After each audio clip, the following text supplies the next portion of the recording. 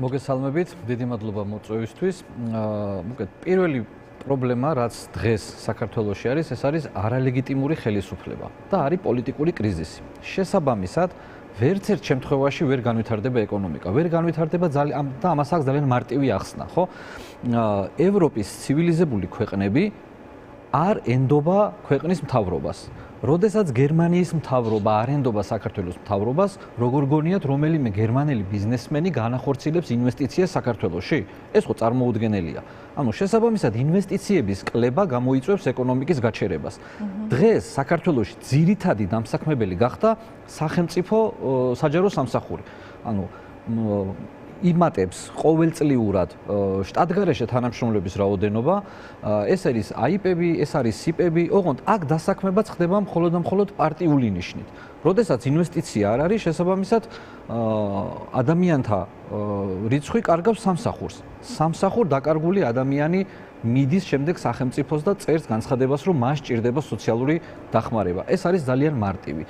არაღიარება არალეგიტიმურობა ძალიან დიდ პრობლემას ქმნის ეკონომიკური მიმართულებით. შესაბამისად, ეკონომიკის გაზრდა პირდაპირ დამოკიდებულია ქვეყანაში ლეგიტიმური ხელისუფლების ყოფნის, რაც მიიღწევა მხოლოდ და მხოლოდ ერთადერთ შემთხვევაში. ეს არის ქართული ოცნების წასვლა ხელისუფლებიდან, დემოკრატიული არჩევნების ჩატარება და შემდეგ უკვე იმ ურთიერთობების აღდგენა ჩვენს ევროპელ პარტნიორებთან, რომელიც აქამდე არსებობდა და იყო ნორმალურ რეჟიმში. მაგალითად, შტატგარეშე თანამშრომლებზე 2023 წელს 528 მილიონი დაიხარჯა ხელფასის სახით. 2024 წელს დაიხარჯა 606 მილიონი.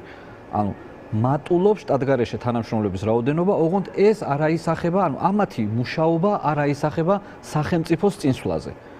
ერთადერთი ყველაზე კარგი, ასე ვთქვათ, მაჩვენებელი ეკონომიკის არის მაცივარი. რო გააღებს, შიგნი რადებს, ეს არის მაჩვენებელი, როდესაც ადამიანს სახლში მაცივარი ცარიელი აქვს, იმას რამდენი ციფრებიც არ უნდა წარუდგინო, რომ 9.4 იყო მატება, 10.5 იყო, აიღებენ 2025 წლის იანვრის თვეს, შეადარებენ 2004 წლის რომელიღაცა თვეს, ხო, ანუ ეს მანიპულაციები ხო ძალიან მარტივია. აი ამ მანიპულაციების საშუალებით ხდება, რომ რაღაც ანუ ციფრებით წინ მივდივართ, მაგრამ სინამდვილეში მივდივართ უკან. ამის ნათელი მაგალითი არის ის, რომ წლიდან წლამდე მატულობს სოციალური შემწეობის მიმღებთა რაოდენობა. ანუ ქვეყანაში თუ ეკონომიკა მანიპულაციის შესაძლებლობა როგორ ჩდება, აი მაყურებელსაც აუხსნათ, ვისაც მუდმივად ესმის სამთავრობო არხებიდან, რომ თითქოს ადამიანები მდიდრდებიან, ეკონომიკური წინსვლა არის, ეს მეთოდოლოგიის ბუნდოვანება, მანიპულაციის შესაძლებლობა რამდენიმე მეთოდოლოგია არსებობს ეკონომიკური პარამეტრების დათვლით. ხოლო რაც შეეხება სოციალურად დაუცველთა აღრიცხვას, ამას არ ჭირდება მეთოდოლოგია. ეს არის განცხადების რეგისტრაცია, ანუ ყველაზე მარტივად დასათვლელი. შესაბამისად, 700.000 ადამიანი მივიდა და დაწერა განცხადება სოციალური მომსახურების სააგენტოში და მიიღო აქედან ერთ დავამატებ რა მოდიში. ანუ 700.000-მა დაუმტკიცეს, ანუ მიიღო თორე განცხადება დაწერა 1.200.000-მა. ანუ ამდენი ითხოვს და 700.000 ესე იგი აძლევენ. მივალ მაქამდეც, ანუ 700.000 ადამიანი დააკმაყოფილეს. ანუ ეს არის აღრიცხვა. არანაირი მეთოდოლოგია, არანაირი ფორმულა, არანაირი კვარტლების და დეკადების შედარება ერთმანეთთან და წლების. არა, უბრალოდ ამდენმა ადამიანმა დაწერა განცხადება და დაუკმაყოფილეს.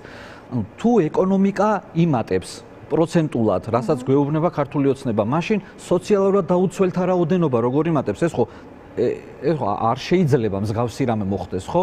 ანუ ეს ადამიანები სიღარიბიდან ვერ ამოყავთ. ასევე იყო ძალიან ესე ვთქვათ გაპიარებული იყო და რომელიც საარჩევნოდ კარგად გამოიყენეს, ეს იყო როდესაც სოციალურად დაუცველები დაასაქმეს, ანუ დამატებით კიდევ ბიუჯეტიდან 300 ლარი დაურიგეს, ოღონდ ეს ადამიანები დაასაქმეს რაღაც სასაფლაოზე დასუფთავება, რაღაცა ძირითადად დასუფთავების სამსახურებში დაასაქმეს და არავინ არ შეეკითხა ამ ადამიანებს. ამ ადამიანებს აქვს საკმაოდ განათლებაც, უნარიც, რატო არ დაასაქმეს მაგალითად მერიაში განყოფილების უფროსებად, დეპარტამენტების უფროსებად. ანუ ყოველგვარი, ასე ვთქვათ, კონკურსების გარეშე ეს ადამიანები, ანუ ამ ადამიანებს მისცეს 300 ლარი, ოღონდ წაართვეს არჩევანის უფლება.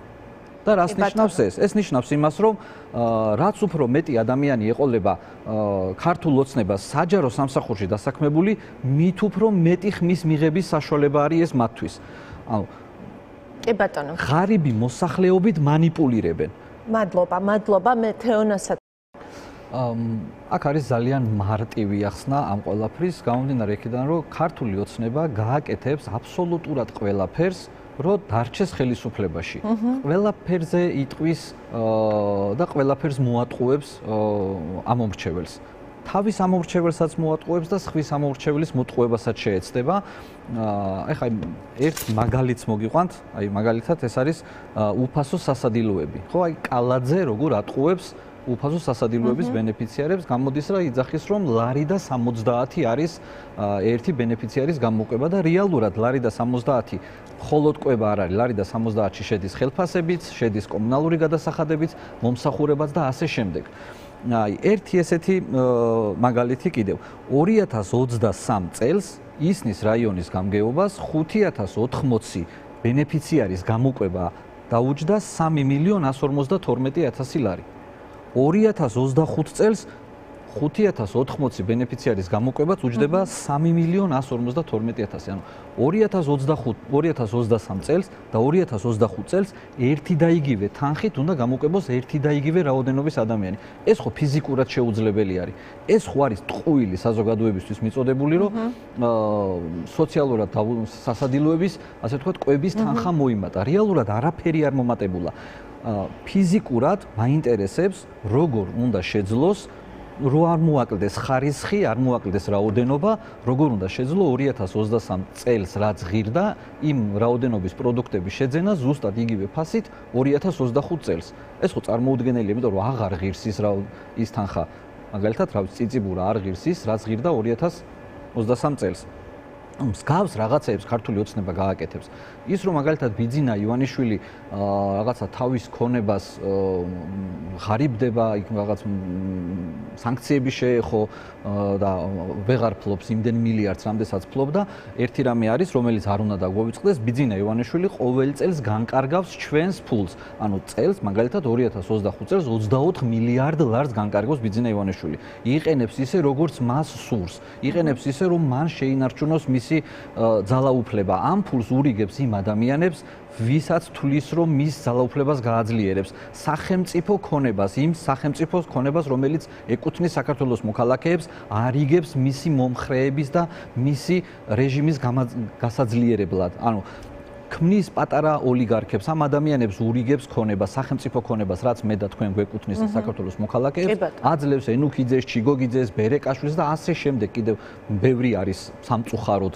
ხო, ეს ადამიანები ძალით არაფერს არ აკეთებენ, ანუ ძალით არ ანგრევენ ქვეყანას, ნებით ანგრევენ და ამ ყველაფერში იღებენ ანაზღაურებას. ბიძინა ივანიშვილი არავის ძალით არ ადგას თავზე ქართულ ოცნებაში. ეს ადამიანები თავისი ნებით აკეთებენ ამ ყველაფერს. ოღონდ ამ ნებით გაკეთებაში იღებენ გასამრჯელოს. ეს იქნება ტენდერებიდან, სხვადასხვა თაღლითური სქემები, ბიუჯეტიდან ფულის წაღება, ეს იქნება სახელმწიფო ქონება, რომელიც ხალხს ეკუთვნის, ამ სახელმწიფო ქონების წაღება მიწების სახით, შენობა ნაგებობების სახით, ძალიან ბევრი პროგრამა არსებობს, ხო, ამ რაღაც დანერგე მომავალი აწარმოეს საქართველოს ამ აქაც კი წილში ზიან, აქედანაც კი მიაქვთ ფული, ხო?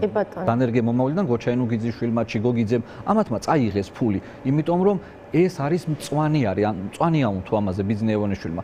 შესაბამისად, როდესაც ეს მთელი ეკონომიკური სიმდიდრეები და სიკეთეები მოხდა გარკვეული ჩინოვნიკების ხელში, დანარჩენმა მოსახლეობამ დაიწყო გაღარიბება.